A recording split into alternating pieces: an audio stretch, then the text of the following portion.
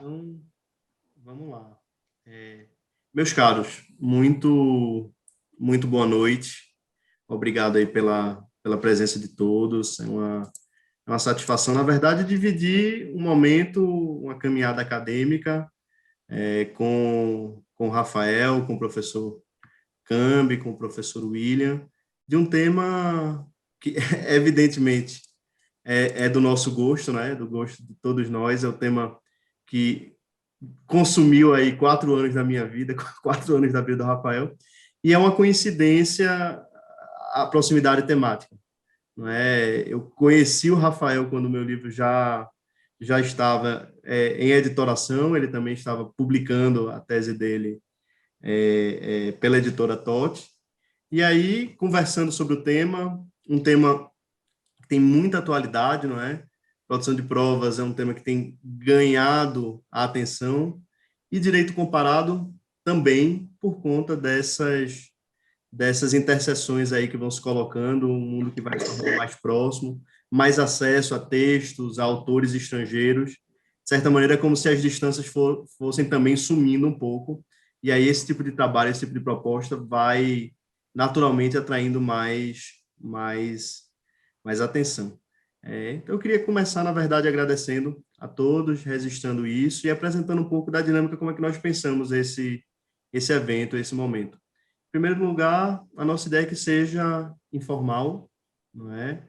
Que seja um momento de troca, que seja proveitoso, afinal de contas, está todo mundo aqui dedicando um pedaço da noite durante a semana para falar de direito probatório, então a gente espera que seja um momento bacana. E a nossa ideia é, então, que eu e o Rafael, que nós apresentemos os porquês dos livros, né? O que é que nos levou a estudar os temas e quais foram os problemas que nós enfrentamos. E aí, depois, com a participação valiosa, de novo, agradecendo muito ao Cambi e ao professor William pela participação, nós fazemos uma espécie de debate com as perguntas, com os comentários que eles trarão. Então, esse é o nosso plano de ação aqui para a noite. Esse é um modelo de apresentação e de debate. Rafael, você quer começar apresentando aí tua ideia, tua tese e a gente avança? Sim, João, pode ser. Bom, queria dar as boas-vindas a todos que estão aqui. Tem alguns colegas, alunos, pessoas queridas. Queria também dizer que é uma honra estar aqui em presença do meu querido, né, Cambi, que já está aí comigo há alguns anos, seja no mestrado, seja agora também com uma tese. Bruno, que está aqui também, da Totti, que tem dado um apoio muito bacana para a gente, e que coincidência enorme foi a gente descobrir livros quase que saindo juntos, né, ali, com temas tão próximos. Quando eu vi o teu tema, eu falei, isso tem a ver com o que eu estudo, falei com o Bruno falou, acho que esses temas dialogam, e logo pareceu que a gente precisa falar com esse cara, preciso ver o livro dele, que coisa que esses temas de fato estão muito próximos à prova, como você disse, principalmente a forma como ela é vista fora do país, mais no common law, que é onde você fez os seus estudos e eu também fiz. Bom, comigo foi assim, estava tendo uma disciplina de mestrado com o Cambi, que está aqui, e ele passou alguns temas no quadro, e algum desses temas estava dizendo alguma coisa de discovery, e eu não sei por que ele falou rapidamente sobre isso. Gente, tem vários temas, um é discovery, que é o meio de provas, etc. Eu falei, gostei desse tema.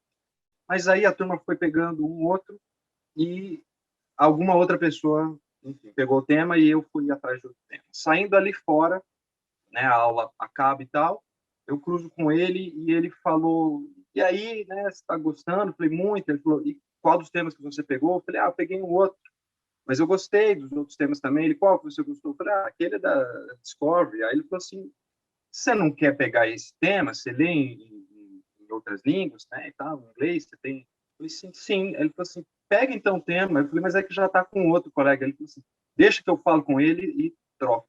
E assim foi, trocou, e desde então estou com a Discovery, isso já deve fazer uns 6 anos, porque foi em 2014, se não me engano, Aliás, você, João, citou um artigo nosso sobre a Discovery, se não me engano, que saiu na Repro em 2015, e eu estava no início ainda dos meus estudos sobre a Discovery, e ali eu já tinha um encanto, principalmente pelos dados, pelo que a Discovery, na prática dos Estados Unidos e, enfim, do Commonwealth, o que aquilo representava em relação ao índice de acordos, assistências que tinha. Era alguma coisa acima de 80%, em alguns casos acima de 90%. E eu comecei a pensar, que meio de prova é esse? O que é isso que faz com que tantos casos se resolvam? Se a gente pensar assim, alguma coisa em uma fase aqui que resolvesse, pelo bem ou pelo mal, 80, ou sei lá, 90% dos casos, a gente não teria 80 milhões de processos como nós temos, quase 90 milhões a gente já teve. Então, eu comecei a querer entender por quê. Então, já deixo claro aqui que quem me passou esse tema, quem me deu a ideia do tema foi o Cambi. E, enfim, desde então, eu tenho lido muito sobre isso. Fiz a minha dissertação sobre esse tema. Hoje, olhando para trás, eu vejo que ainda tinha algumas falhas ali, mas depois, na tese, eu pensei, João, assim como eu sei que você foi para fora do país, fez os seus estudos, eu achei que pelo tema, pelos autores que de difícil acesso aqui, eu teria que ir para fora do país. E eu, enfim, comecei a ver aonde que daria para ir, pensei em ir para a Itália ou para os Estados Unidos, mas a gente, quando chega a hora lá da bolsa, a gente não decide muito para onde que vai. E aí ela foi aceito, a minha tese foi aceita na Espanha, no sul da Espanha, Universidade de Granada, que, enfim, depois eu ainda não conhecia, mas, enfim, tem mais de 500 anos, muita história, é uma, enfim, cidade linda. Eu passei 7 meses lá, tive acesso a muitas obras que aqui eu creio que não teria. Fiz muitos cursos lá também que me deram acesso a outras obras que, se eu não tivesse feito aqui, eu também talvez não enfim, teria achado. Tive a chance de ir para Londres 2 vezes também, fui na High Court lá, sei que você conhece lá, entrei lá para conhecer, para acompanhar alguns atos. Até meses atrás aí eu passei para o Bruno um vídeo que eu tinha do barrister falando perante o juiz, e aquela forma como eles tratam o cara com aquela peruca, e chama o juiz trata ele com uma extrema assim, formalidade. Achei aquilo tudo muito bacana. E os meus estudos, parece que, na prática, quando eu vi aquilo, né, de fato, ali acontecendo, foram caindo muitas fichas, e dali para frente a minha tese também. Eu tive a sorte também de poder passar 6 meses fora, só focado na tese. Você sabe como isso é uma coisa importante para que você foque muito, né, desenvolva. Hoje, olhando para trás, a gente pensa como o tempo que você gasta ali faz com que a tua tese fique mais sólida mesmo, né? Como ela ganha corpo, como você consegue fazer uma série de links com vários assuntos. Então, quando eu pensei em tratar da Discovery, eu queria achar nela uma solução para o nosso, que eu acho que é o nosso maior, entre outros, né? Mas é um dos nossos maiores enfim, aí, problemas, que é o excesso de processos, que é o pouco tempo que o juiz tem para tratar das ações, para julgar, para decidir, para aplicar que seja um precedente, uma súmula. São muitas ações, então acaba-se, enfim, aí meio que assim julgando tudo a toque de caixa para cumprir metas. E uma coisa importantíssima que é uma ideia que eu tive quando estava fazendo a tese, é assim, como a Discovery cria formas, cria diálogos, cria trocas entre as partes de provas que fazem com que elas queiram fazer acordo, porque pode ser que percam, ou que a perda seja maior do que elas tinham pensado, ou que façam com que elas desistam do caso, mas tudo isso só quer dizer uma coisa: clareza sobre o processo, clareza sobre as provas, clareza sobre o que a outra parte tem, quais os riscos reais que estão nessa ação. Quando você sabe o que a outra parte tem, quais as provas que ela tem, fica tudo muito mais claro, e mesmo que não se encerre via acordo, aquilo vai para frente de forma muito mais polida, chega para o juiz já com um debate avançado, feito pelas partes. Elas já estão com aquela lead muito mais concentrada em poucas coisas. Então, eu creio que isso faz bem, não só para o direito como um todo, para o sistema de justiça, como também para o dia a dia do juiz. Para quem não sabe do que eu estou falando, a Discovery, nos Estados Unidos e também em Londres, na Inglaterra, ela, basicamente, entre várias questões aí, é uma troca de provas, de dados, de informações sobre os casos reciprocamente obrigatórios. Isso faz com que as partes, autor e réu, tenham que passar para o outro tudo que eles têm. E aí, isso leva o quê? Conhecendo o caso, riscos de ganho e perda, vamos fazer acordo ou vamos levar à frente? Ou vamos deixar para que o juiz decida? E aí eu penso, nós aqui temos uma conciliação sem nada disso. Então, o que eu vejo é que as partes têm meio que um ato imposto a elas para que elas decidam se querem ou não fazer acordo no escuro total. Então, que diferença faria se nós tivéssemos uma possibilidade de trocas de provas, de intercâmbio, como a gente chama de dados e de fatos e de provas, e depois disso uma chance para que as partes quisessem ou não fazer acordo, ou enfim, passar para uma outra fase, ou desistir da ação. Então, acho que na minha tese eu acabei pensando que se tinha alguma coisa que era possível fazer aqui, e não seria tão complexo, seria fazer com que essa fase de trocas de dados e de revelação de provas viesse antes de uma fase conciliatória, já que o nosso sistema é muito diferente do que se tem lá, né? Acho que o que me sobrou no fim da tese, já que a tese traz tudo e vê o que se comprova, o que é possível, né? Muito do que eu achei que fosse possível não era. Então, a tese que eu trouxe de trazer uma Discovery aqui para o Brasil, fosse para tratar enquanto produção de provas de forma autônoma, como você traz, ou de outras formas, muitas delas eu percebi que seria difícil, teria que ter uma reforma muito gravosa, que o nosso que o civil law é um pouco truncado em algumas partes, então muito do que eu tinha pensado eu acabei deixando para trás. Mas acho que, assim, falando em um todo, o que eu acho que ainda é possível fazer é talvez não uma revelação obrigatória, mas que a fase em que se colocam as partes para que elas tratem sobre um acordo já seja um pouco mais para frente, que já tenha tido que elas já conheçam as provas que tenham sido feitas pelas outras. Enfim, eu vou agora deixar um pouquinho você também falar sobre o seu livro. Bacana. Obrigado, Rafael. Pois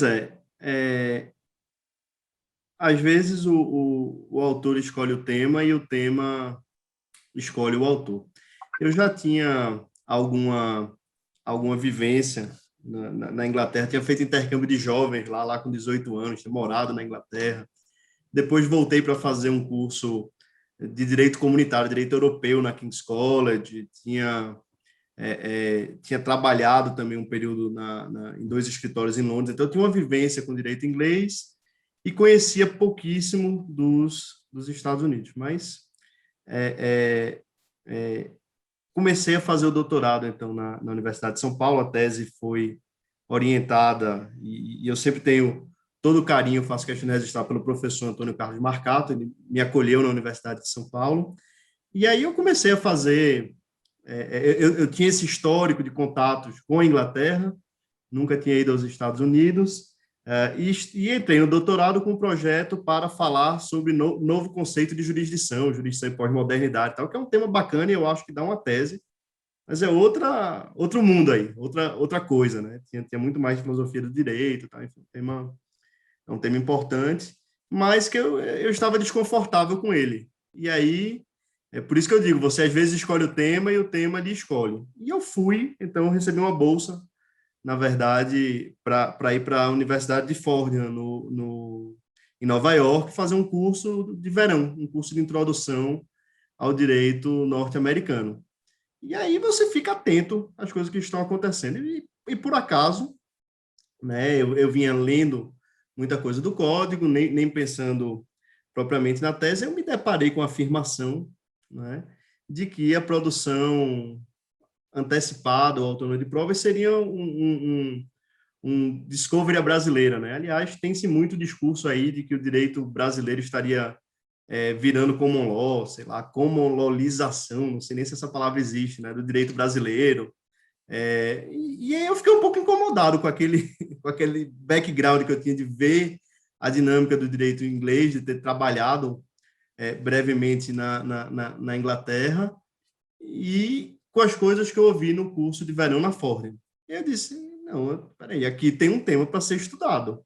Esse tipo de afirmação, não é, se é que há uma importação de um instituto jurídico estrangeiro, ela tem que estar melhor desenvolvida do que o que eu tenho escutado sobre o tema. Então, eu acho que tem uma oportunidade de contribuição. Porque o problema da tese é ter a tese, não é achar algum ponto em que você pode contribuir numa ciência como o direito, e que nada está uma rasa, né? Quer dizer, você constrói sempre a partir da ideia das outras pessoas. E aí eu comecei a girar em torno desse tema, a pensar, a ler, a estudar o direito probatório, para chegar à conclusão que nós não temos um direito probatório, né, no sentido de uma evidence law no Brasil. Então, foi a primeira coisa que me causou alguma surpresa, porque não por acaso aqui os 4 palestrantes ou comunicadores dessa noite, todos são professores de processo. Não é? E lá, o evidence law não pertence ao processo, é outra disciplina, uma disciplina autônoma. E aí, quando você começa a entender que isso está mais relacionado a admitir provas que serão apresentadas no trial, você começa a perceber que o discovery não é... Ele é um pre-trial, mas ele não é um pré-processo, ele não é um outro processo no qual se produzem provas. Mas que, na verdade, isso revela um processo, e aí a expressão é de Damasco, um processo bifásico, né? Você tem uma fase de produção de coletas de provas, e essa fase é muito menos rígida do que a nossa fase instrutória, porque os pleadings podem ser emendados, né? A petição inicial, né? A nossa contestação, mal comparando aí, elas podem ser emendadas até o momento do trial, mas isso é parte do processo, né? E uma premissa probatória também muito diferente daquela em que estamos acostumados. Não é uma premissa de cartas na mesa, né, que você tem que apresentar tudo que você tem, inclusive o que lhe é desfavorável, e que você responde várias perguntas e que depois parte desse esforço probatório vai ser repetido lá no trial. E aí eu comecei a notar essas diferenças e fiz, eu acho que temos a oportunidade aqui na tese, lancei o problema de entender ou propor uma revisão do que é esse discovery, para entender como ele funciona, se ele poderia, de alguma maneira, contribuir para as nossas ações probatórias autônomas, quer dizer, o exercício do direito à prova como questão principal em um processo, como objeto do processo, né? Como pedido, demanda, feita em uma ação que tem por objeto isso, constituir uma prova, né? Então, de certa maneira, eu tropecei no tema assim. Tipo, a ideia é estar fazendo um curso, liguei as coisas e comecei a pesquisar. E aí, aprofundando isso, entendendo melhor a dinâmica, principalmente nos Estados Unidos, não é? E o direito da Inglaterra e dos Estados Unidos hoje é bastante diferente, não é? Parte do livro é a necessidade de pontuar essas diferenças também, porque a gente no Brasil tende a falar do common law, seja lá o que isso for, né? A gente não tem nem muita certeza do que isso é, mas é mais ou menos como querer colocar no civil law e dizer que o direito brasileiro, o francês e o italiano, eles são muito próximos porque são civil law.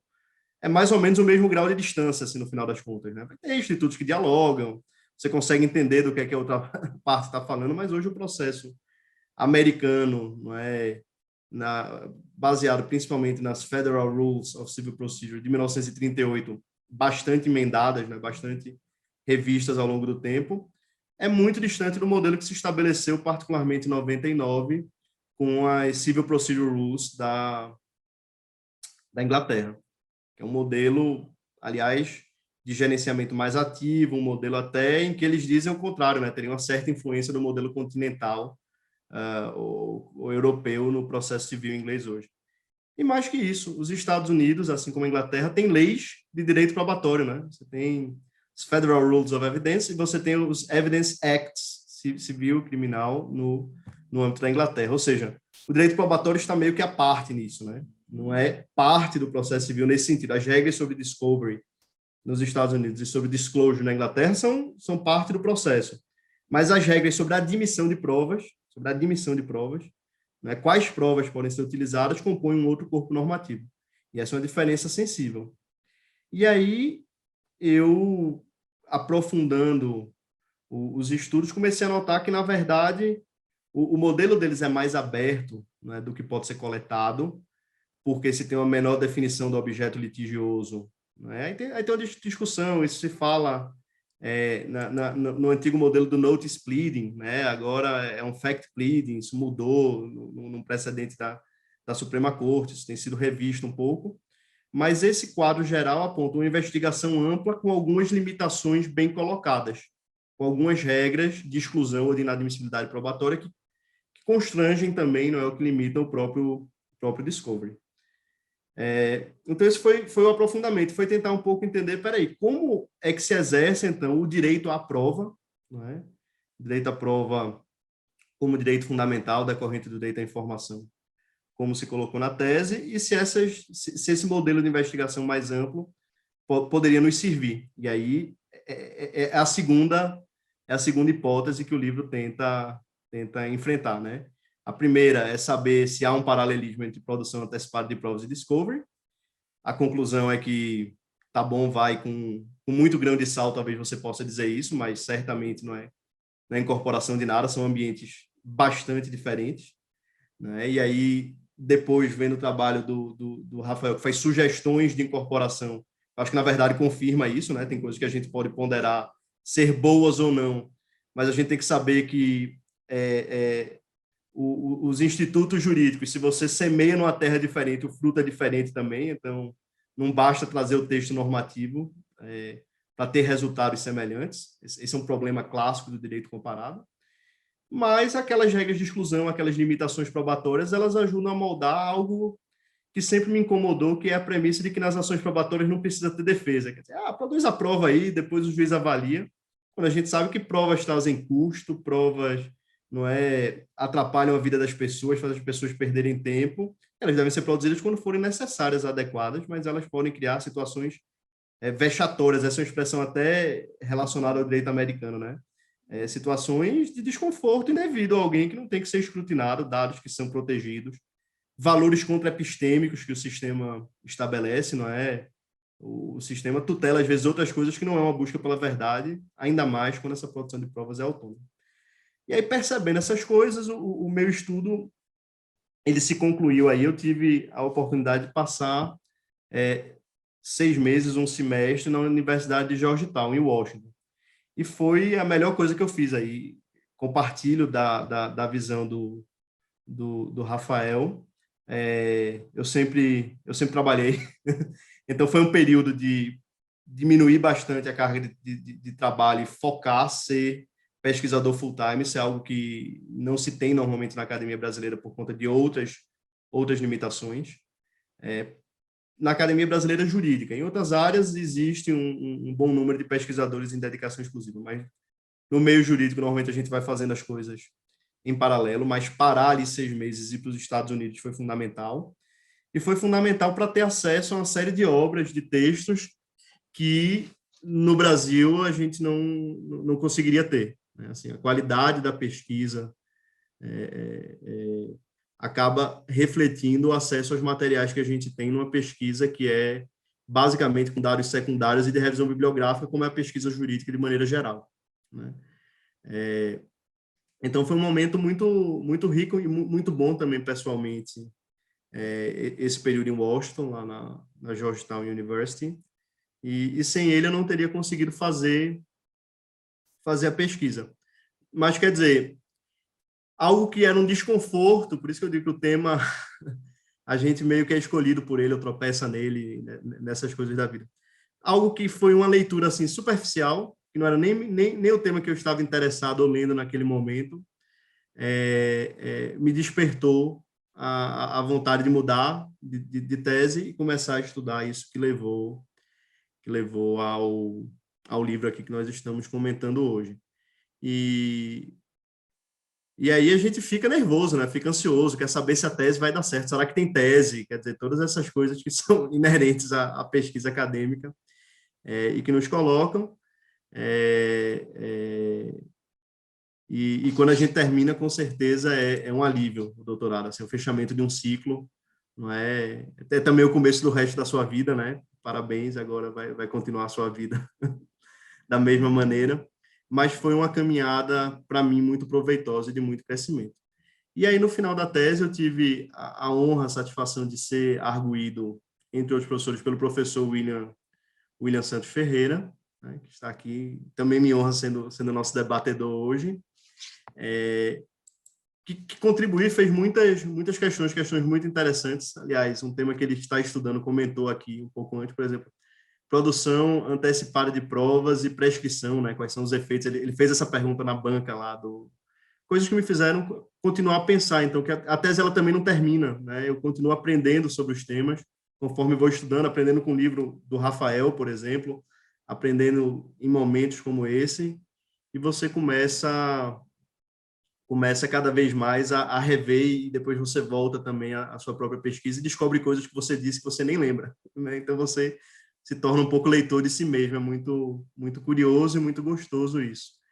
E aí tive a honra, não é, de ter também o livro analisado num projeto novo que o professor William estava então lançando com o professor Rodrigo Mazei, lá da Federal do Espírito Santo, que é a coleção Reserva Científica. Então, o livro se submeteu aí à avaliação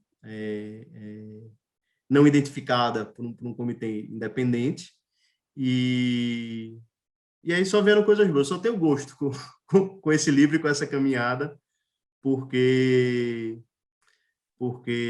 acabei sendo muito bem acolhido no projeto do professor William, do professor Mazei, e pela editora Totti. O Bruno, nosso editor, está aqui acompanhando o evento, e eu só posso também agradecê-lo pela acolhida. Mas a história é essa, gente, é algo que a gente vai descobrindo e construindo no caminho. Então, era uma mistura de coisas pessoais, eu precisava, afinal de contas, eu tinha passado na seleção do doutorado, né? Eu tinha que agora fazer uma tese, aí acabei achando uma tese dessa forma. Mas, feita essa apresentação, Rafael, eu queria propor, então, a gente abrir a palavra para o Eduardo e para o William, eles também comentarem, perguntarem, né? Sim. João, só antes disso, eu, assim, queria pôr luz em algumas coisas que você falou enquanto você falava. Eu pensei assim que no Comolol parece que o processo ele não começa como o nosso, que tem uma petição inicial, agora começou o processo. Ou ele vai ser julgado ou ele vai acabar. Parece que lá tem o pleading, né, de começo, talvez o juiz aceite, talvez não. Caso ele aceite para ouvir, então ele pede mais provas, aí a outra parte vai ter a chance de, enfim, né, pedir para que se julgue porque tem poucas provas. Ele vai sendo construído e aí as partes vão trocando as provas entre elas e vão conversando, e se o caso se prova sólido, bom para ser julgado, aí ele vai ser julgado. Essa é uma noção de direito que nós não temos aqui. Aqui parece que começa o processo o dia que você protocolou a petição inicial. Dali para frente, bom, ruim, mal feito, sólido, frágil, não importa.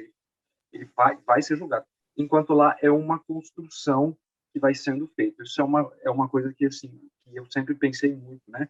Como raízes distintas de direito alteram a forma como os juízes julgam, como os advogados também, que é uma função diferente que tem lá nos Estados Unidos.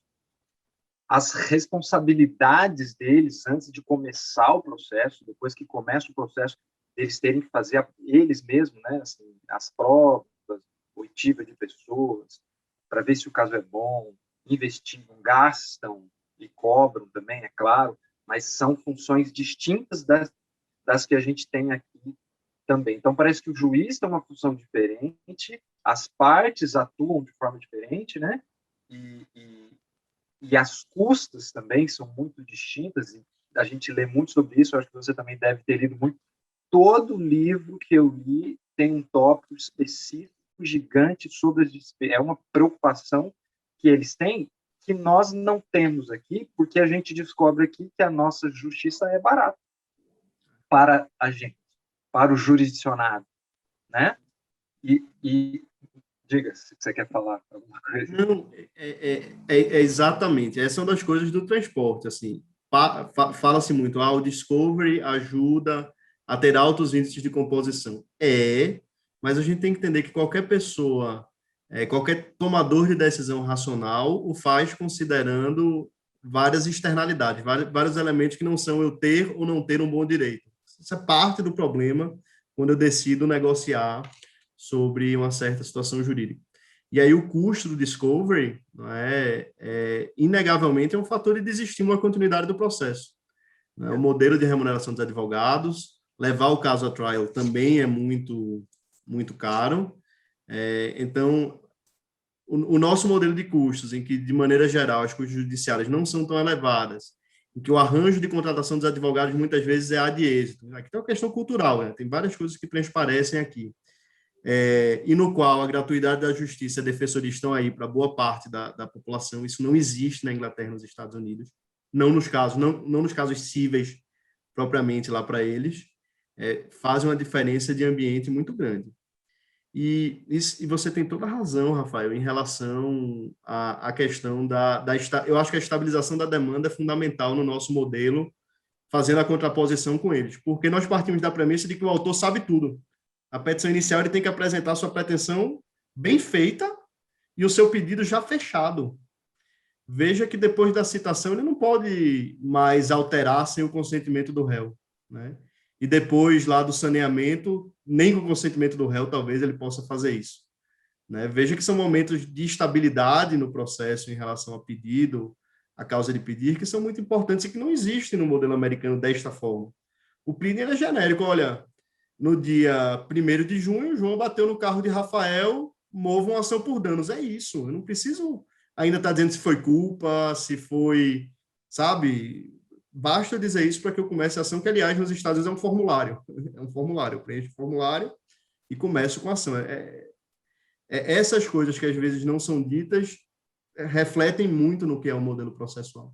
E a figura do júri. Assim, parece que a ação lá é feita para se descobrir mesmo. Olha, tem uma vamos então, né, descobrir, e a partir dali ele se descobre. E aqui você já tem que estar com, como você falou, tudo pronto. Saber tudo, né? Antes. E o júri, né? E o júri, que é muito importante nos Estados Unidos. A Inglaterra aboliu praticamente o júri civil para tudo, mas os Estados Unidos é uma garantia constitucional. E aí o papel do juiz em relação... A gente fala muito da coisa do juiz passivo, né? Mas por que o juiz americano ele é passivo, entre aspas, embora hoje se fale do juiz americano como juiz gerente? Ele não julga, né? Porque a prova não é para ele. Ele simplesmente não vai analisar aquilo. Então, não faz sentido discutir iniciativa probatória do juiz americano, porque quem vai julgar é o júri. Claro, a gente vê cada vez mais os bench trials, né? Os julgamentos pelos juízes e, aliás, tem gente que fala até do vanishing trial, né, o fim do júri aí e tal. Então, uma discussão sobre isso. Tem até um site na internet que é Salve o Nosso Júri, é uma garantia do povo americano, tal. Põe no Google aí, dá para achar o site fácil. Mas esta figura deita uma prova, deita uma sombra sobre o modelo probatório, né? Por isso que o juiz ele é um admissor de provas, não um gatekeeper, porque ele está cuidando de permitir que esse júri, ignorante quanto aos fatos, saiba ou não de determinado meio de prova para que possa avaliar. Então, o juiz está cuidando disso, não é de coletar provas. Mas vamos passar a palavra aí para o Câmbio e para o William, que gentilmente aceitaram participar aqui dessa nossa empreitada. Uma boa noite, então, a todas e todos. É uma satisfação estar com vocês aqui. O Rafael, como contou a história, nos conhecemos na Universidade Estadual do Norte do Paraná, no nosso programa de mestrado e doutorado, e ali estabelecemos uma relação muito próxima de orientador e orientando, e mais do que isso, de uma amizade que nós formamos ao longo desses anos. Eu estudei também o tema da prova no meu mestrado e no meu doutorado. Cuidei do tema com a doutrina clássica lá, principalmente a doutrina italiana, e chegou um determinado momento em que havia a necessidade de nós trazermos algumas contribuições da Common Law, especialmente diante do novo Código de Processo Civil que se avizinhava, que trazia como uma das grandes inovações a produção antecipada da prova. Então, para poder entender o novo Código de Processo Civil, a gente colocou esse tema, e o Rafael, brilhantemente, tanto no mestrado quanto no doutorado, abraçou esse tema. Bom, o João e o William eu conheço das obras, né, que também são dois grandes estudiosos, professores, e que tratam desse tema. O William tem uma coletânea importante, na qual eu tive o prazer de escrever sobre direito probatório, e o João, tal como o Rafael, escreveram sobre a prova na perspectiva do direito comparado, do direito inglês, do direito norte-americano. A minha pergunta para os dois é no sentido em que medida a gente pode transplantar as lições do direito inglês e do direito norte-americano para o Brasil, para poder tentar potencializar ou não a produção antecipada da prova aqui no Brasil. Vocês já falaram que são sistemas muito diferentes, né? Aqui, a Constituição Federal de 88 assegurou a universalização do acesso à justiça e, por ser um país pobre, facilitou com a gratuidade das custas, e nós temos uma jurisprudência bastante leniente em relação a isso. Até os estudiosos da relação entre direito e economia, processo e economia, afirmam que esse fator de leniência contribui para um número exagerado de demandas que poderiam ser filtradas se houvesse um mínimo de exigência em relação às custas. Também colocaram a questão da própria matriz adversarial do processo na common law, né, onde as partes têm um protagonismo maior e o juiz é um juiz que não é o juiz que tem iniciativas probatórias, até porque, como diz o João, nos Estados Unidos ele não julga. A preocupação, que também eu acho que é muito presente na common law, é não gerar uma surpresa, né? Essa preocupação de não pegar ninguém desprevenido, né? Que o debate na frente do júri, principalmente, seja um debate, um fair play, né? Algo que não se possa tirar uma cartada da manga. A ideia ali é ter a maior transparência possível diante daquilo que já se conhece. E também a questão da autocomposição, né, que é um direito que, desde a sua origem, se preocupa com a autocomposição, né? Me lembro de uma fala do Piero Calamandrei, né? Já no meio da década de 50, em que ele disse que trocaria o sistema italiano, cientificamente muito mais avançado do que o inglês, pelo inglês, justamente porque o inglês funcionava e e o italiano não funcionava. Um era formalista e o outro mais eficiente. Se a gente pegar também o número de advogados nos Estados Unidos e no Brasil, a gente vai ver que, proporcionalmente, o número de advogados no Brasil, segundo dados do IBGE do ano passado, superam 1,1 milhões de advogados para 210 milhões de habitantes, enquanto os Estados Unidos são 1,3 milhões, mas a população é de 327 milhões, ou seja, tem mais de 100 milhões de habitantes a mais, o que também impacta nesse mercado a necessidade de demandar cada vez mais e demandar de qualquer jeito.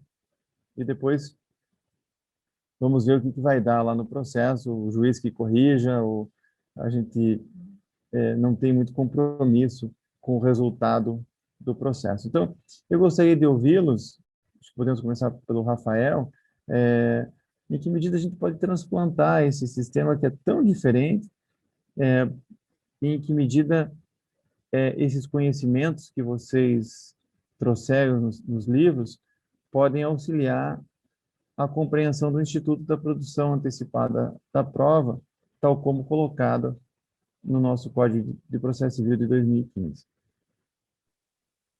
Obrigado, professor Cambi, pela questão. E, assim, enfim, obrigado por tudo até aqui.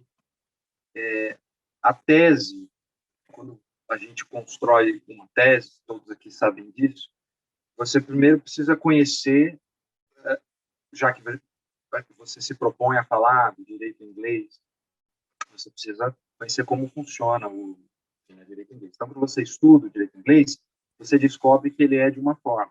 Eu fiz um capítulo desde o ano de 1022, como é que se construiu, se existia alguma coisa. Depois foram para os Estados Unidos, o que é que tinha lá, o que é que se construiu lá. E aí você percebe, como disse bem o João, que são, entre eles, sistemas distintos, e você vai conhecendo cada vez mais e se decepciona cientificamente daquela ilusão que você tinha de pegar uma coisa que funciona super bem e que resolve todos os casos lá e de aplicar aqui, porque você também conhece como é que aqui funciona, quais as raízes, né, do nosso sistema. E a prática, quem atua na prática sabe também que não adianta você falar, olha, tem uma coisa que funciona perfeitamente bem aqui, eles trocam as provas entre eles, são princípios distintos, que lá se aplicam e aqui não. Lá eles têm uma busca um pouco mais pragmática e honesta, eu posso dizer assim, menos formal, pela prova, pela verdade, se é que a gente pode chamar assim. Então, eles têm menos obstáculos. Quando você pega no século XIX, Bentham tinha uma ideia de que não tinha que ter obstáculo nenhum para a prova. Todas as provas são cabíveis, já que você quer, já que o juiz precisa saber quem tem razão ou não, ele tem que ter acesso a absolutamente tudo. Não tem que se criar regras para criar óbices ou prazo para que se junte ou aquilo. E aí você começa a perceber uma noção da prova e do direito completamente diferente do que nós temos aqui. E você vai se decepcionando para dizer, eu não vou poder propor isso. Isso aqui também não, isso aqui também não. Então, a tua tese, ela vai se reduzindo ao que você pode. Mas é assim que funciona, né? Assim como para fazer vacina, você pega 1000 formas e acha só uma, ou às vezes passa anos sem achar nenhuma, até que se acha uma. Existem algumas coisas que eu acho que podem ser, como você disse aí, professor, transplantadas para cá. No final do meu livro, eu trouxe 3 hipóteses, eu não sei se o João viu isso, mas que tem a ver até mais com o que você fala, João, que é essa coisa da produção antecipada de provas. Eu não consegui pensar em outra forma de transplantar a disclosure ou a discovery ou os pre-action protocols para o nosso sistema, porque o funcionamento dele foi sendo construído para aquele sistema. Mas, no final, eu ainda queria dar uma ideia de encaixar alguns elementos da discovery e da disclosure no nosso sistema, mas a hora que eu fui colocando, eu falei, isso aqui não vai dar, isso aqui não vai dar, mas ainda assim, pus ali. Acho que daria para ter um artigo que dissesse tal, tal, tal. A hora que eu acabei de fazer as 3 hipóteses, eu falei assim, eu preciso receber críticas disso, porque pode ser que eu esteja completamente enganado e que alguém venha de fora e diga assim, isso não tem como ser feito, porque na prática isso não tem como ser feito, enfim. Mas, no fim das contas, eu acho que esse espírito de revelação de provas, talvez não precise ser forçada, né? Não precisa ser em uma fase específica, mas essa surpresa que o nosso sistema permite, de repente chegar com algo novo na frente do juiz, já que não tenha sido testado antes. Acho que o sistema, que acho que o common law como um todo, ele assim permite que os debates sejam travados mais cedo e que as provas sejam trocadas mais cedo, para quando elas chegarem perante o juiz, aquilo já está mais ou menos, já passou pelo que tinha que passar e, enfim, sobrou isso e isso aqui. Então, acho que esse espírito de a gente poder, digamos assim, produzir provas e fazer intercâmbio de provas em qualquer hora, independente de ser na fase instrutória de um processo de conhecimento.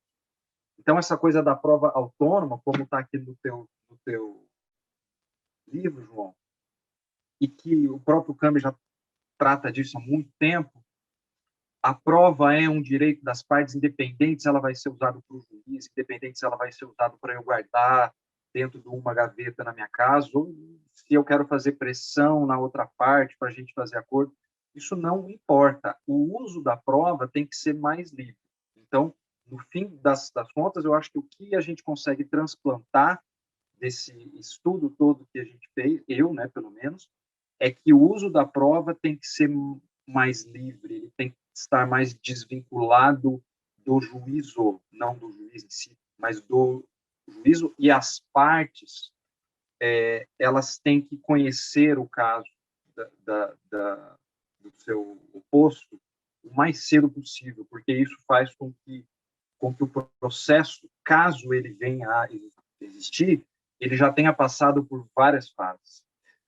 Existe no direito inglês os pre-action protocols, que também tem na Nova Zelândia, tem na Austrália, que é assim, tem que ter diálogo antes de uma ação começar. As partes têm que estar numa sala, elas têm que trocar cartas mesmo entre elas, falando o que elas pretendem, o que elas não pretendem, e se ainda assim elas forem à frente, aí vai ter custo mais alto, aí elas vão ter que trazer esse digamos assim, esse mínimo de provas para que o juiz acolha isso ou não. Então, acho que no fim das contas, o que a gente consegue transplantar para cá é uma liberdade maior das provas. Aí, como isso vai ser feito, daqui para frente a gente pensa, né, João? Então, eu concordo. Eu acho que perceber os vários sentidos da atividade de coleta de meios de prova é uma discussão importante para o Brasil. Eu acho, desculpem a falta de expressão melhor, medonho como o tema às vezes é tratado no âmbito judicial, não é? Indefiro a prova porque já estou convencido, mas você não sabe nem qual é o meio de prova que vai ser produzido, poxa, né? E a coisa às vezes é tratada assim porque a prova, o único destinatário é o juiz, e quando o juiz forma o convencimento, ele não precisa mais de nada, quer dizer, Isso diz muito sobre o discurso do que é que o processo faz, né? E eu acho que um sistema mais liberal em relação à coleta de provas, ela permite justamente um sentido legitimatório aí nesses outros sentidos, que inclusive é a composição, inclusive é a própria aceitabilidade da adesão judicial, então eu acho que é um ponto importante. Claro, sempre que a gente importa algo em direito comparado, a árvore que vem não é igual à que daria no local de origem. Então, muitos dos aspectos aqui são aspectos culturais, é o modus facendi das profissões jurídicas, mais do que propriamente as regras. Então, existe uma maneira como nos Estados Unidos e na Inglaterra se trabalha a instrução processual que não é facilmente reproduzido, né? A Inglaterra, aliás, até hoje, convive com uma bipartição na profissão jurídica separada entre solicitors e barristers, um cuidando da apresentação oral do caso, né, os barristers com a exposição verdadeiramente, um convencimento, né, que Ovenda há 100 anos falava da importância da oralidade no processo civil. Hoje o nosso processo, processo pelo menos civil, não é? Ele é um processo completamente escrito, com pouquíssimas oportunidades de oralidade. É muito diferente do modelo de audiências que existe na Inglaterra e que existe nos Estados Unidos também. A dinâmica do processo é diferente, isso reflete em como as provas são apreciadas. Mas eu gosto, né, é um tema que eu tenho me interessado, aliás, quero continuar estudando mais à frente, eu gosto do estudo das regras contra-epistêmicas. Eu acho que é um estudo que precisa ser feito no Brasil. Nós temos várias regras de limitação probatória, proteção do sigilo industrial, vedação à obrigatoriedade do testemunho do cônjuge, não é? Direito de não autoincriminação, quer dizer, os privilégios do sentido amplo, e nós precisamos estudar isso e entender os contradireitos probatórios, né? O professor Eduardo Campos já escreveu muito sobre o direito à prova, o direito fundamental à prova. Eu tenho me interessado, e aí eu acho que tem um link bom com o direito anglo-americano, que são os contradireitos probatórios, né? A matéria de defesa ao pedido probatório, seja ele autônomo, seja ele incidental, eu acho que é um tema que me atrai, assim, esse desdobramento. Mas eu queria passar a palavra para o professor William, aí para a sua pergunta, para os seus comentários. Eu não sei se respondi bem o câmbio, mas eu acho que são dois campos assim, que dá pano para manga nesse diálogo de direito comparado. Assim. Boa noite a todos. Muito prazer estar aqui. Hoje, inclusive, dividindo aqui que, na verdade, os protagonistas hoje são o João Lessa e o Rafael Pita, né? Nós estamos aqui, tanto eu quanto o Cambi, num momento de congraçamento e de estímulo a esse tema que nós lá, algum tempo atrás, para não falar lá atrás, começamos a trabalhar, e é interessante ouvir o Cambi, ele que tem, na sua tese de doutorado, um dos trabalhos mais verticalizados, na minha opinião, naquele momento em que ele trabalhou o assunto, ele sabe muito bem disso, não é nenhum favor da minha parte, em relação a esse tema, especialmente com a admissibilidade, enfim, um momento muito importante de uma transição que, infelizmente, ainda vivemos. Nós ainda compartilhamos aquelas angústias que já trabalhávamos há mais de 15, 20 anos, elas são atuais. Nós pegarmos, eu estava revendo minha tese de doutorado, Princípios Fundamentais da Prova Civil, e até por conta de uma atualização, e me impressionei com alguns temas que eu falava, puxa, não tem que trocar quase nada nessa parte, evidentemente, não na fundamentação, claro, produção autônoma, etc., muita importância, mas muitos temas nós estamos reiterando aqui. A questão do juiz que... Eu ouvindo tudo até o momento, eu chego à conclusão que em alguns momentos, assim, de uma forma muito modesta, comparada, eu acho que o Brasil, em relação a sistemas como da Common Law, o Brasil começa pelo fim e termina pelo começo, porque o Brasil começa falando de tutela antecipada, sem prova, e termina com o encerramento da instrução, que é o começo do sistema da Common Law. Então, para mim, nós começamos pelo fim e terminamos pelo começo, nessa verificação, e nesse ponto. E uma questão e isso mostra muito e não quer dizer necessariamente que estamos errados, mas mostra muito o que é essa construção, que tem muito de civil law no Brasil, né? Tem muito de civil law aqui nesse contexto, mas nós não trabalhamos bem esse fenômeno. Inclusive, eu acho em alguns momentos que a petição inicial brasileira está muito mais próxima de algumas regras de risco de Las Vegas do que propriamente das Federal Rules, porque nós vamos para um processo sem saber qual é o resultado, né? É praticamente um cego dirigindo uma Ferrari, porque nós não sabemos o que a testemunha vai dizer, nós não sabemos se a prova pericial vai ser encaminhada num determinado sentido, e nós já estamos nos dispondo a dizer, inclusive, que temos razão, muitas vezes sem conhecer o que vamos falar. Não é nem um problema de saber se vai produzir a prova, é de saber o que aconteceu, porque tem duas fases. Tem a fase de saber o que aconteceu e tem a fase de conseguir provar o que aconteceu, que são dois momentos distintos da cognição. Então, eu acho interessante essa falta de perspectiva prática, porque ela cria meio que um processo às cegas, e que cria um outro fenômeno, na minha opinião, que é um fenômeno de acreditar que pode ganhar.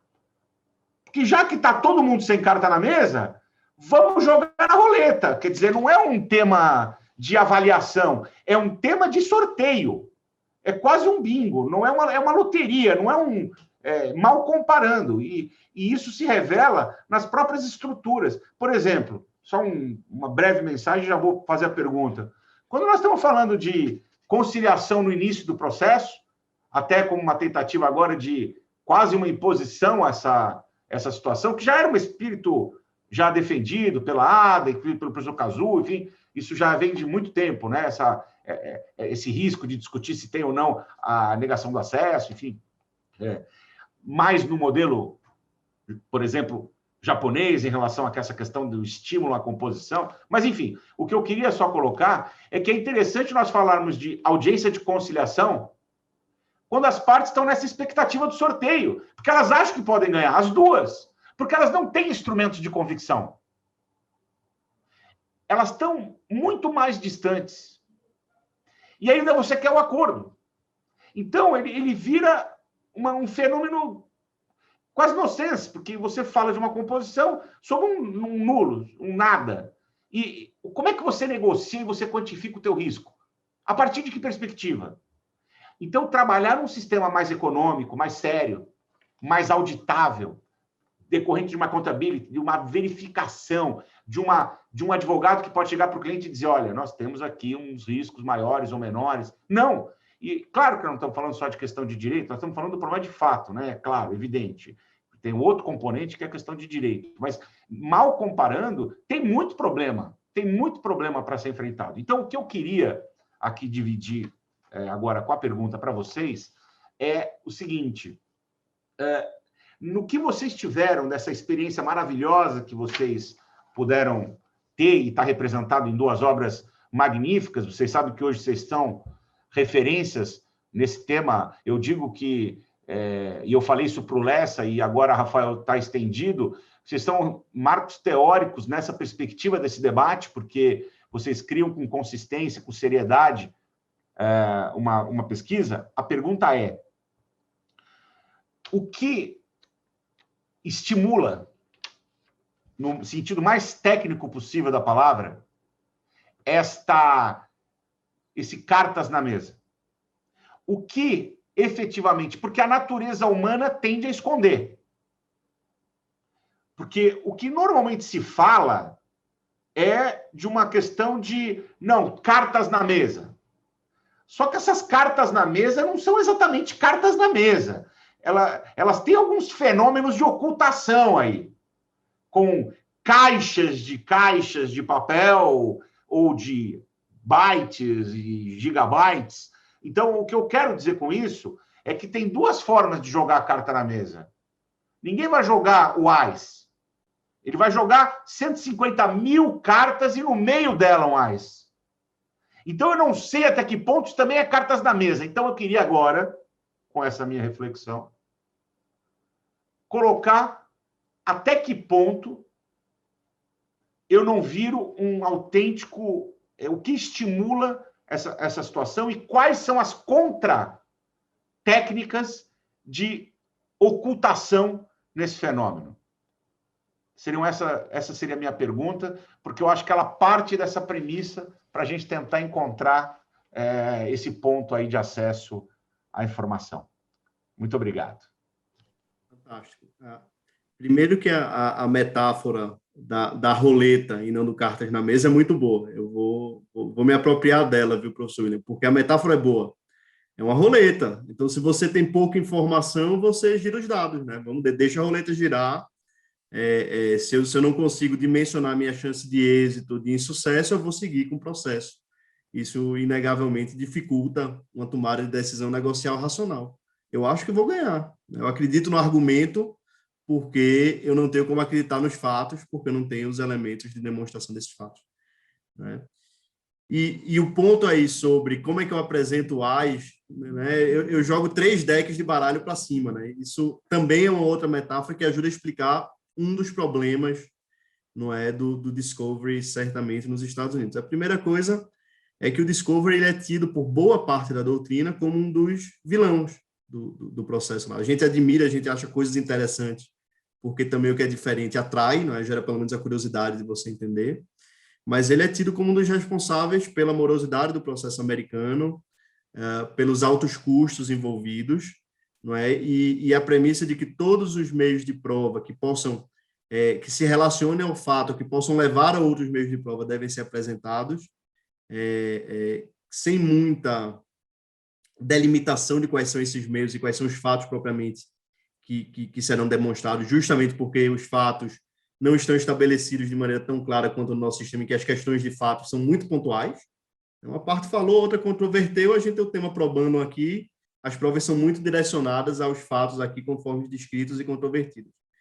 Isso se torna menos evidente lá pelo modelo de pleading que eles têm, né? Pelo modelo da fase postulatória, pelas alegações que eles têm. E um dos grandes temas é justamente esse, que se chama enterrar a outra parte no meio das provas, bury the other parties on the evidence, né? Caixas e caixas de documento, e agora os problemas do e-discovery, né? Que é o acesso aí com programas de busca de dados nos e-mails. Vamos lá, tentando explicar um pouco o que a gente está falando aqui. Se você tiver uma disputa societária aqui no Brasil, e você sabe que tem um e-mail do administrador ali da companhia que trata daquele tema, não é, que falou do tema da reunião, que existiu alguma coisa, você vai pedir aquele e-mail e você vai ter acesso a isso.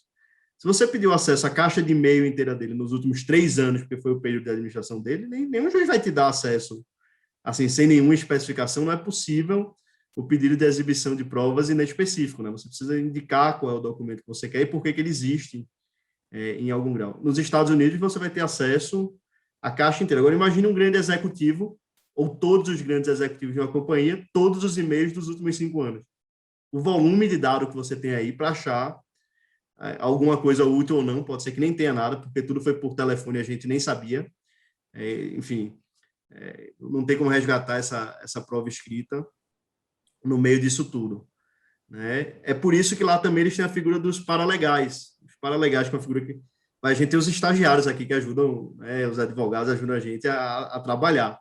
Mas o paralegal é um profissional que lida muito com a prova, né? Buscando essas coisas ali, revendo o document review, ele está revisando os dados e procurando coisas ali, numa carga enorme, né? Então, certamente, professor William, pegar 3 decks do baralho e jogar para cima. Enquanto a tua carta aí, né, o card on the table, certamente tem um pouco disso. Não é uma apresentação tão fácil e tão tranquila. Agora, tem alguns detalhes, não é? Tem um sistema de sanção muito importante para quem deixa de colaborar. Então, o juiz ele pode shift, né? Ele pode mudar a responsabilidade pelo pagamento das custas que são elevadas. E existe uma premissa na atuação do advogado, né? Particularmente na Inglaterra, até isso se coloca com bastante clareza, de que o advogado ele é também um oficial da corte. Isso é dito assim, ó, o advogado é um oficial da corte, então ele tem um comprometimento com a verdade que é parte da atuação ética dele.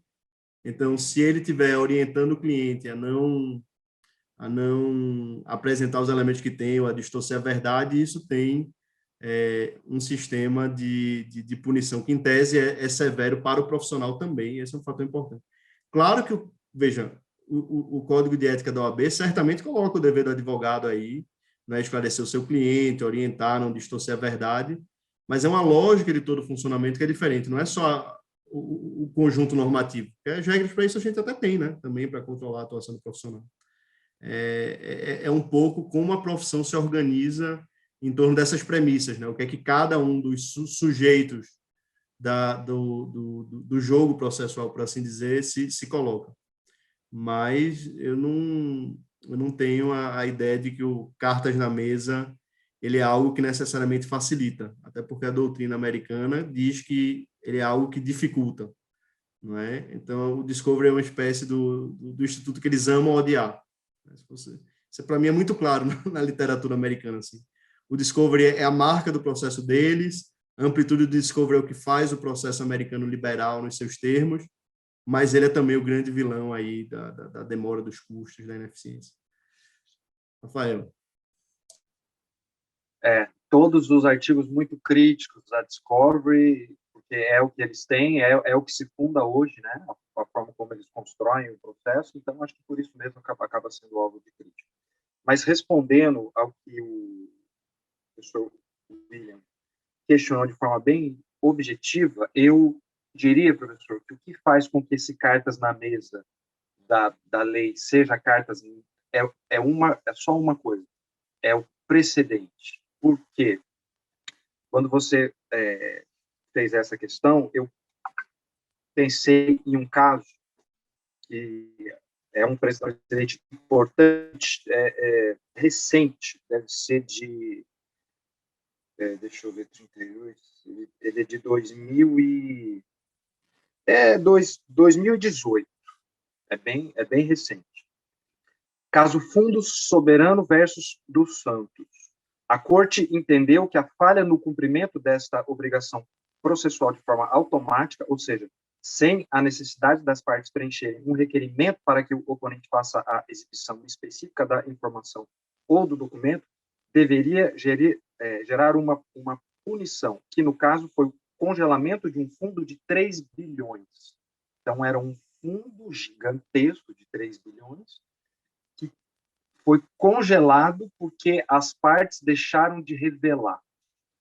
Em outro caso, nesse caso é Galanev versus Analaev, o juiz Meios disse que a falha em não dar o destaque a uma informação também gerou um bloqueio de um fundo também muito, muito alto. Enfim, o que essas decisões, esses precedentes deixam claro? Não é apenas que a lei diz que você tem que revelar, então você manda lá 10 mil páginas de documento, o cara se enterra. Ok, você pode até fazer isso, mas o risco que você corre é que se tiver alguma coisa ali que depois venha à tona e que não tenha sido destacada pela parte, veja, você parte que traz as suas provas para o uso da outra parte, ou seja, provas que prejudicam você, você tem que destacar aquilo que te prejudica para que tudo fique claríssimo para o juiz. Esse é um dever, como dito pelo João, do advogado perante o juiz.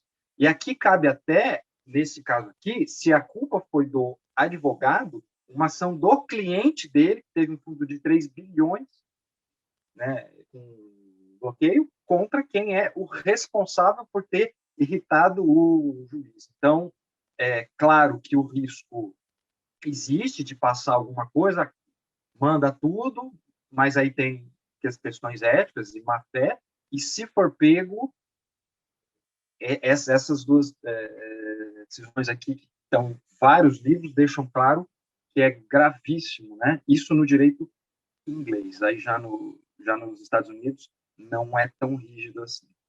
Enfim.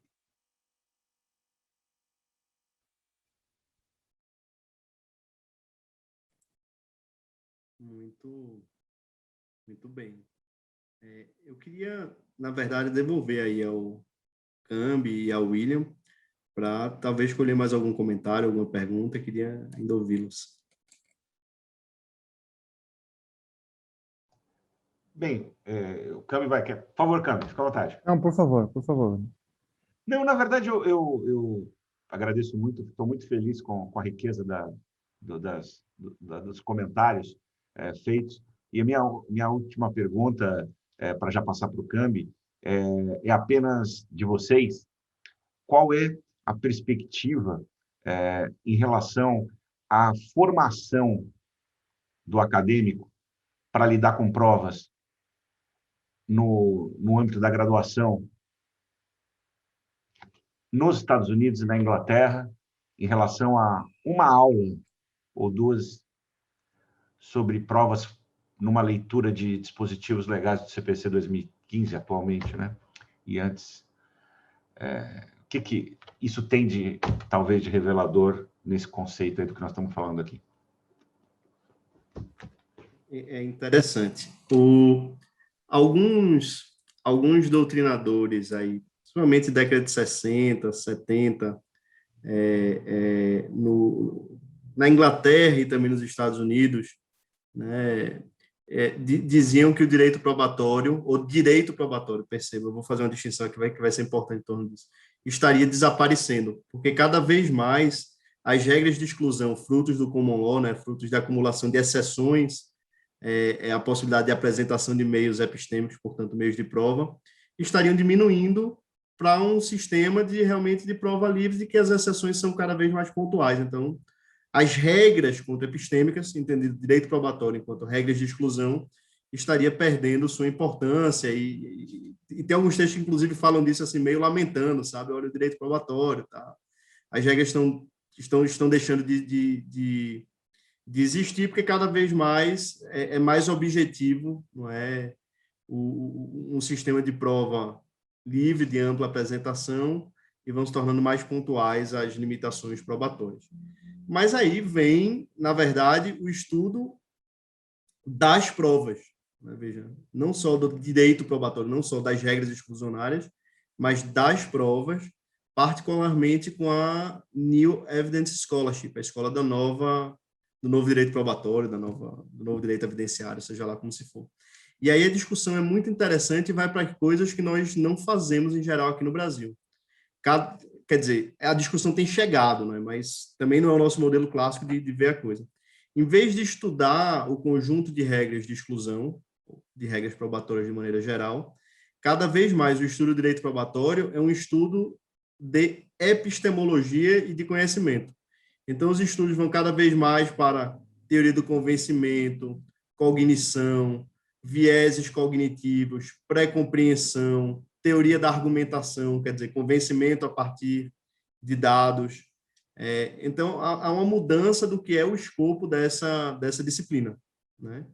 Bom, então, esse é um fenômeno que se observa lá. E a disciplina se torna, aliás, mais interessante, porque, além de descobrir, né, de discutir se é possível ou não a prova de segundo grau, né, o hearsay, né, a prova de ouvir dizer, e aí você escreve um texto em torno disso, você vai falar sobre a qualidade epistêmica de alguém que presenciou o fato e alguém que não presenciou. Quer dizer, o enfoque do mesmo problema passa a ser outro. Aqui no Brasil, o que acontece é que o direito probatório, ele está ali no meio da disciplina de processo, não é?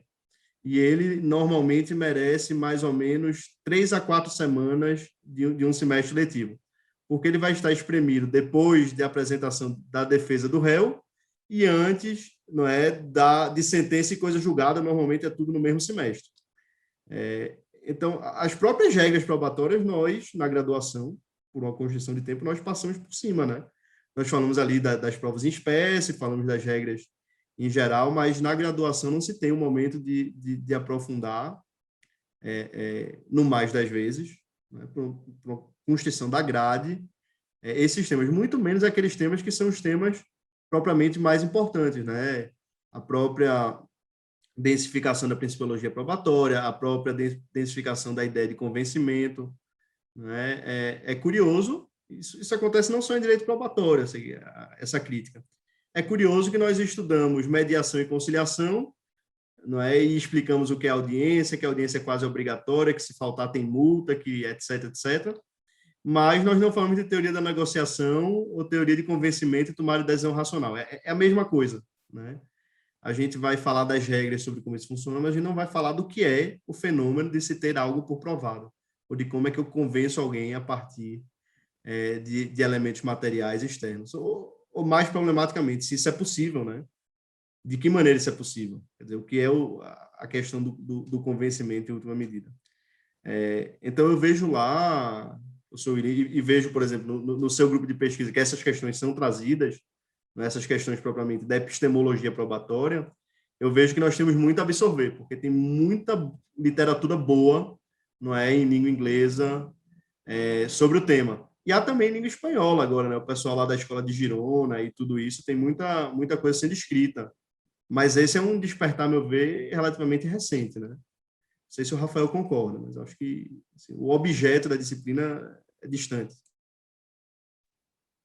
Sim, João, de acordo. Eu, para ser breve, até pelo tempo, queria só dizer que aqui a forma como a gente aprende sobre a prova são questões teóricas, um pouco de doutrina em sala de aula, enquanto como law como um todo, as escolas têm o case law, que são disciplinas inteiras com base em um caso, em um precedente. Então, os alunos entendem absolutamente tudo sobre aquele caso, o que levou um juiz a decidir daquela forma, como é que as provas foram expostas para ele, quais as provas que existiam, e pelo fato de ser um precedente, ou seja, foi julgado, eles estudam o julgamento todo.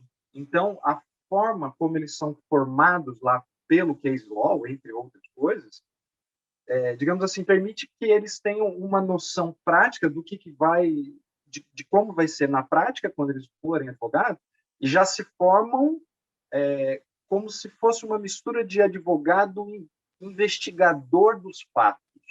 Ele caça as provas e ele cobra por isso. A gente aqui traz aí a prova para mim, o cliente que se vira para buscar a prova e tal, porque eu só recebo aqui para entrar com a ação e etc. Lá, o cara cobra a hora. Tem uma equipe e a equipe vai atrás de prova. Eles investigam tudo no caso para chegar com um conjunto sólido. Então, os alunos já aprendem com base no case law a importância da prova.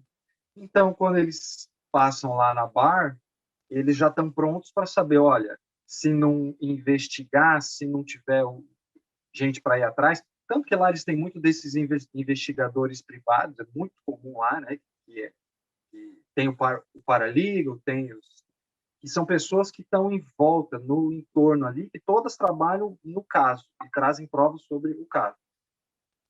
Quando se ensina isso, já se ensina como é que o caso se constrói. Então, acho que essa questão da prova já tem por si só essa importância. Além também do fato de que a gente forma aqui com 5 anos, em um turno só, né? O pessoal depois só tem que passar pelo exame da ordem. Lá tem uma formação muito forte lá no college, né? 4 anos, depois tem mais 3 da law school. O cara já sai quase que um mestre lá, né? Já tem não tem como ele ser advogado sem ter um certo assim, conhecimento, pelo menos de tempo de estudo. Então, isso marca bastante a forma como a gente atua aqui e lá também. Bom, a minha segunda e última pergunta é sobre os poderes do juiz, né? O artigo 139.4 do CPC, ele inova na medida em que diz lá,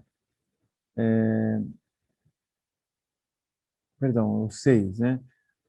Entre os poderes do juiz, dilatar os prazos processuais e alterar a ordem da produção dos meios de prova, adequando-os às necessidades do conflito, de modo a conferir maior efetividade à tutela do direito. E daí muitos aqui no Brasil começam a usar a expressão do case management, né? Então eu queria fazer essa pergunta, porque se no pre-trial esse case management é maior, em que medida as coisas se equivalem e a gente pode usar esse termo aqui no Brasil para dar significância a esse dispositivo que é uma inovação no Código de Processo Civil de 2015. Bom, antes, João.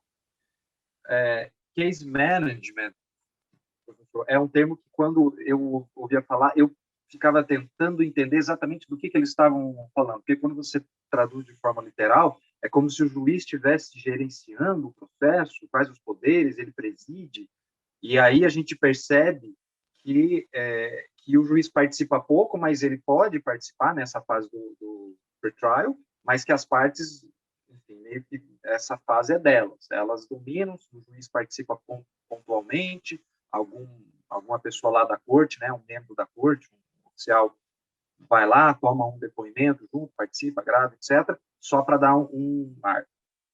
E eu fiquei pensando, será que o case management é o procedimento em si? Será que é o que são que é o que o juiz pode fazer? O que é o case management? E nós não temos essa noção do que é o case management, mas a gente consegue transferir isso para cá. Quando o novo código diz que o juiz pode um pouco mais do que ele podia antes, dá um pouco mais de poder para o juiz, eu entendo que um risco que, se bem usado, vai ser bom. O João dizia no início aqui que no direito inglês, essa coisa de que o juiz possa interferir mais no processo mudou bastante, né, do que no direito americano. Hoje em dia tem uma interferência maior, o juiz tem mais responsabilidades. Já teve épocas em que o juiz não tinha contato nenhum com partes e com provas até o dia que ele ia julgar. Então, tinha um juiz de instrução lá que fazia tudo e depois vinha só os fatos são esses que já foram provados, aplica o direito aí. E ele era um cara frio, que por não ter tido contato com as provas e com as partes, ele não tomou depoimento de ninguém, supostamente ele estava mais isento. Isso já não é visto dessa forma lá, né? Hoje em dia, cada vez mais, o juiz tem uma participação, enfim, maior. O que me parece, professor, é que aqui procura-se dar para o juiz esses poderes extras para que ele possa coibir algumas questões e tornar o processo mais efetivo, e isso se mistura também com a questão dos próprios negócios jurídicos que podem ser feitos pelas partes, mas o juiz também tem o poder de ir lá e dizer isso sim, isso não. Eu acho que o novo código, vamos ainda nessa chamar de novo, tentou fazer isso, dar esse poder para que o juiz desse mais efetividade, mas eu desconfio sempre de dar muito poder para o juiz quando isso tira das partes. Porque quando a gente estuda a forma como isso é eficiente lá no common law, você fica pensando, por que as partes não podem ser donas do próprio processo aqui? Por que o juiz tem que fazer absolutamente tudo? E aí vem o código e dá mais ainda poder para o juiz. Então, ao mesmo tempo que eu desconfio disso, que eu tenho algum receio de que o juiz fique com muito poder e isso não se, digamos assim, traduz em uma maior eficiência, se for bem usado, que é sempre um risco, pode ser algo bom. Pois é. Tem duas coisas aí que eu acho que é importante para a gente entender a questão, que é muito boa. A primeira que eu colocaria é que o que nós chamamos de processo civil no Brasil, ou digamos assim, os ramos de direito material tutelados através do processo civil no Brasil, é mais amplo do que em outros países, né? Países de civil law também.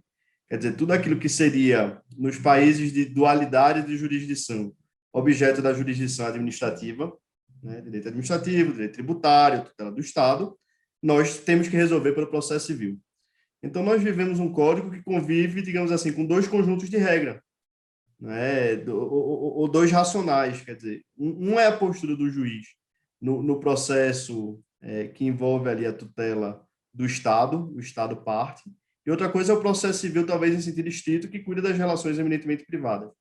E aí nós temos no código, isso para mim é muito claro no CPC de 2015, nós temos regras que empoderam as partes de várias maneiras, e nós temos também um incremento dos poderes do juiz, inclusive adaptando o procedimento, mudando a ordem de produção de provas lá, no inciso 6º do 39. Então, a gente convive com dois mundos, é um código que aumentou o poder do juiz e aumentou o poder da parte, isso se traduziu num modelo mais flexível, mas sem uma clareza clara de uma opção, digamos assim, metodológica em torno da questão. Claro, há um discurso em torno disso muito interessante da doutrina, que eu não sei se a pragmática confirma, que diz respeito, não é, à construção do modelo cooperativo, e aí todos os agentes, inclusive os juízes, estariam cooperando na melhor condução do processo. Quer dizer, eu vejo esse discurso como aspiracional, não é? O modelo cooperativo, ele é algo desejável dentro do que se constrói, do que se requer, né, do que se gostaria de ter no processo civil. Eu acabo vendo na minha impressão é que a pragmática acaba mostrando que o processo é conduzido de outra maneira. Ou é conduzido por padrões razoavelmente quase fordistas de condução, os despachos já são mais ou menos aqueles na vara, e para todos os processos eles são mais ou menos parecidos, porque, de novo, a gente tem um código de processo que cuida de demandas verdadeiramente individuais ao lado de demandas massificadas, e aí a gente tem um sistema de precedentes, tem outras coisas em torno disso, mas a verdade é que o mesmo conjunto de regras cuida de relações privadas, de relações com o poder público, cuida de processos verdadeiramente individuais e cuida de processos massificados, o mesmo conjunto de regras. Aí, nesse ponto, é que a questão do gerenciamento de casos no Brasil se mostra muito mais complexo, porque o sentido do gerenciamento de casos nos Estados Unidos e na Inglaterra, fazendo o gancho entre os dois pontos, é o gerenciamento do caso individual. Esse sentido existe no discurso do tema no Brasil, mas aqui é um macrogerenciamento também. É como se o juiz olhasse para o caso individual olhando para os outros 4.000 processos que ele tem lá na gaveta dele, sabe, na prateleira dele. E aí acaba que a relação do juiz com a causa também é bastante diferente. Isso reflete na própria questão dos poderes instrutórios do juiz, né? E eu estudo direito probatório e eu evito aí a discussão entre garantistas e publicistas e tudo isso aí que a gente vê, porque eu acho que é uma discussão ideológica que, no fundo, não se confirma muito na prática. Porque, pelo menos no processo civil, né, talvez direito do trabalho, questões previdenciárias, isso mude um pouquinho, o juiz não tem nem tempo de produzir prova de ofício, vamos ser sinceros, ele não sabe nem quais são as provas. O volume de trabalho não permite isso. Então, a gente tem que pensar o gerenciamento à luz da realidade que nós temos, assim. E é um discurso muito distante, me parece, do discurso sobre gerenciamento na Inglaterra, não é, que propositadamente encurtou o âmbito do disclosure, né? Era discovery lá e mudou de nome para disclosure, né? Encurtou o âmbito da atividade probatória e criou um menu, e eles falam assim mesmo, um menu com opções que o juiz pode determinar qual é o track, né, qual é o caminho que o caso vai seguir a partir das suas necessidades. É diferente também do que o gerenciamento, o sentido que o tema assume nos Estados Unidos, que é uma ideia de que o juiz precisa mover as partes para que o caso chegue ao trial. Porque muitas vezes a coisa fica tanto ali na produção de provas, na busca de elementos, que o caso não consegue evoluir para o que ele precisa, que é o julgamento da causa. Isso é uma realidade muito diferente da nossa. Assim, vamos ser sinceros, aqui a tendência é de dispensar a produção probatória e, se possível, julgar com base em documentos. Arrisco a dizer, eu não tenho estudo empírico sobre isso, mas que a nossa tendência, inclusive no modelo de preconizar a prova escrita sobre a prova oral, aliás, nós discutimos isso, não é, professor William, no seu grupo de pesquisa na última sexta-feira, leva a isso. Então, sabe, o sentido de gerenciamento é muito, muito distante. Eu acho que é uma daquelas coisas que a gente... É como produção antecipada de provas e discovery, assim, a gente vê o tema no outro lado e quer enxergar o que a gente pretende. Mas se a gente for mais crítico no que a ideia de gerenciar casos significa lá e que significa aqui, o diálogo existe, mas não é exatamente a mesma coisa que se faz. E veja, não estou querendo ser ácido não, tá? Mas eu acho que a pragmática não confirma a teoria nesse tema. Assim. Mas eu acho que eu fui ácido, eu deixei todo mundo desanimado agora com minha leitura. Mas eu queria deixar a palavra aberta aqui, né, professor Câmbio. Eu só queria parabenizar o Bruno Fuga pelas publicações, né? A editora tem um trabalho fantástico, o livro é muito gostoso de ler, a diagramação, a capa muito bonita. Então, quero parabenizar o editor por ter incentivado, né, dois temas de direito comparado,